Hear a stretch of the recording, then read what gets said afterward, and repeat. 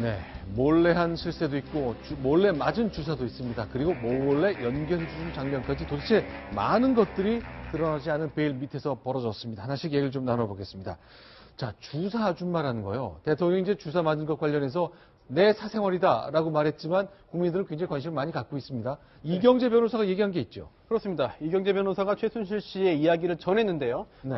변호사가 최순실 씨에게 주사 아줌마에 대해서 물었더니 놀랍게도 순순히 인정했다고 합니다. 그러면서 자신이, 즉 최순실 씨가 대통령에게 주사 아줌마를 연결해줬다라는 이야기를 최순실 씨가 했다고 전해지고 있고요. 네. 또한 그 구체적인 그런 그 내용으로서 네. 피곤할 때 의료진을 부르면 대통령이 절차가 복잡해지니까 빈 공간, 비공식 진료를 의미하는 것 같습니다. 이러한 빈 공간을 자신이 맡아서 처리해 준 것이다 라는 취지의 이야기했는데, 이게 국정의 정상적인 그런 운영, 또한 청와대의 정상적인 그런 여러 가지 절차를 무시하고 이렇게 사적으로 비밀리에 일을 해놓고는 어떻게 이렇게 당당하고 뻔뻔하게 이야기할 수 있는지 저로서는 상당히 납득하기 어려운 그런 상황입니다.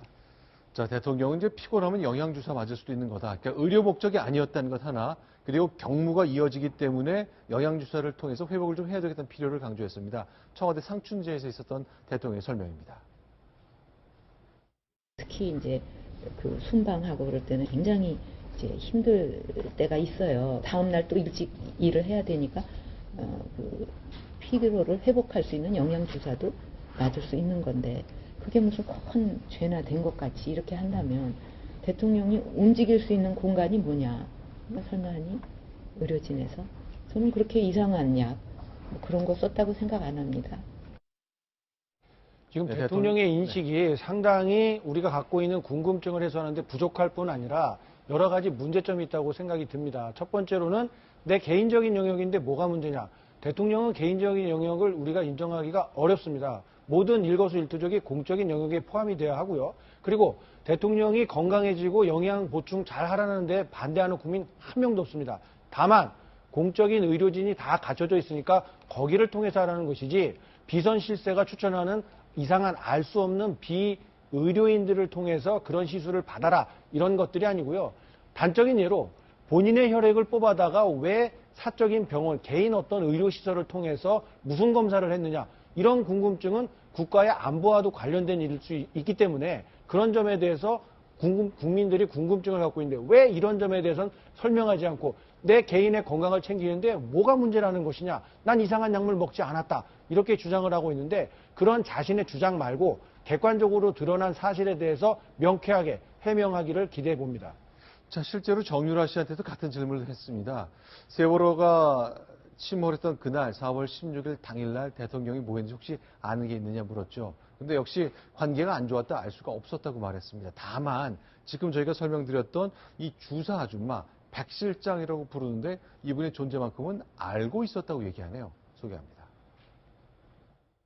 제가 그때 임신 중이어가지고 어머니랑 완전히 사이가 틀어져서 아예 연락을 안 할 때였어요. 저는 신림동에서 살고 어머니는 강남구에 살고 그때라서 알 수가 없었어요. 네, 없고요. 일단 그 주사 아줌마 백 실장님이 누군지 알 것 같고요.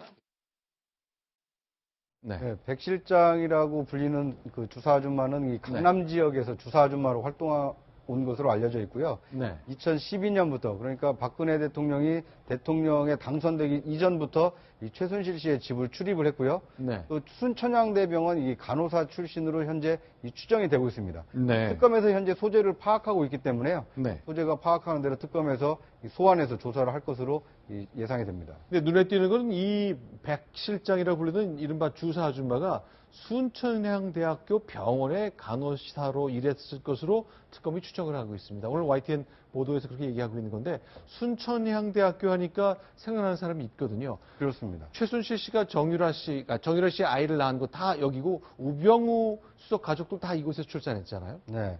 그러니까 이 정유라 씨가 아들 네. 분만했을 때 이 도와준 사람이 순천향대병원 그 이임순 교수인데요. 네. 그러니까 이제 이 교수와 혹시 그 주사 아줌마 백 실장과의 관계는 어떤 것인지 이것에 네. 대해서도 특검 조사를 통해서 밝혀야 될 대목이 아닌가 싶습니다. 임순 교수도 역시 청문회에서 증언을 했거든요. 그 장면은 이랬습니다. 그다음에 정유라 씨 그 아들 때문에 그 분만 때문에 제주도 간 일이 있습니까? 네, 그렇습니다. 갑자기 울며 불면서 전화가 와서 선생님 살려주세요. 제가 죽을 것 같아요. 하도 그렇게 분만하는 과정에서 문제가 될까봐 내려갔었습니다. 자, 이제 제주도로 내려갔던 이런 것 때문에 다 연결이 돼 있어서 글쎄 과연 무슨 연결고리가 있을까 궁금해하는 것 같은데 그건 특검이 해결해야 될 문제인 것 같습니다. 근데 이선우 청와대 의무실장도 주사 아줌마 얘기를 좀 하는군요. 그렇습니다. 네. 네, 이선우 의무실장에 대해서 한 언론이 이제 질문을 했는데요. 이제 주사 아줌마가 청와대 드나든 거 아니야? 몰랐다. 기치료 아줌마도 몰랐다. 그러면서 답답하다는 말을 했고요.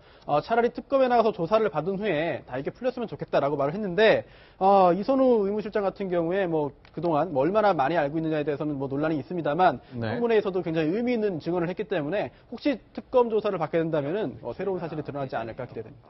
차라리 특검이 날 수사했으면 좋겠다. 거기서 아는 걸 다 말하겠다고 하는데 실제로 국정조사 장면에서도 좀 머뭇머뭇하긴 했습니다만 실제로 대통령과 관련된 것 허용되는 범위 내에서 얘기를 했습니다.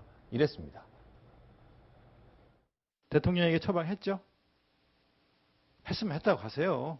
대통령을 포함한 청와대 직원들에게 처방하신 거죠? 그렇습니다. 했죠? 대통령도 포함하여 처방되었습니다. 자, 다음 소식 넘어가 보겠습니다. 자, 이제 여러 가지 얘기 나옵니다. 블랙리스트 있고 이 최순실 게이트에서 파생한 수많은 문제들이 나옵니다. 글쎄요, 이렇게까지 하는 일이 생기는군요. 6번째 소식 보겠습니다.